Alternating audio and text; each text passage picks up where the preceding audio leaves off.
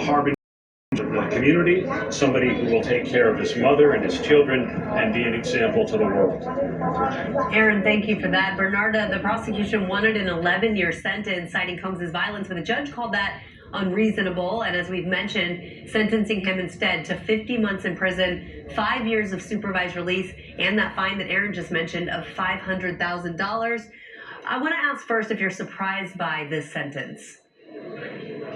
I'm not surprised by the sentence. Well, I'll take it back. I'm surprised in the sense that the judge did not go forward with the recommendation of probation where the guidelines were 70 to 87 months. That's what I was expecting the sentence to be, given that there were so many egregious facts that were heard throughout this trial, and also that probation requested that. So in terms of what the prosecution asked for, I think the 11 years was excessive, and I was a prosecutor for 16 years, and I can tell you that it was excessive given everything that we heard. Of course, no amount of time is going to change the facts of what happened to Jane or to Cassie or to the other people that suffered under the hands of Sean Combs. However, these 50 months do send a message in the sense of deterrence, of accountability, of rehabilitation, in terms of giving a voice to the victims that they will be heard in a court of law and no one is above the law. And Bernarda, we heard from our friend Brian Buckmeyer, another former attorney. He was mentioning that 50 months or about 4 years,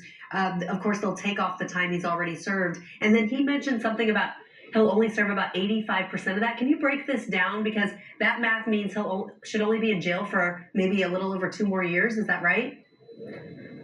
Yeah, so when we're talking about a federal sentence and the type of crime that Sean Combs was found guilty of, yes, he was sentenced to 50 months. But when it comes to federal sentencing and that type of crime, he does 85% of the time of the sentence that he's been given. Aside from 85% of the time of the sentence, he will get credit for each and every day that he has served. Now, he's been in custody since September of 2024, so a little bit over a year. So he'll get credit for that time as well. So we're looking at, in terms of the math, we're looking about 2 more years or so. Thank you so much, Bernarda and Rena Roy, for that.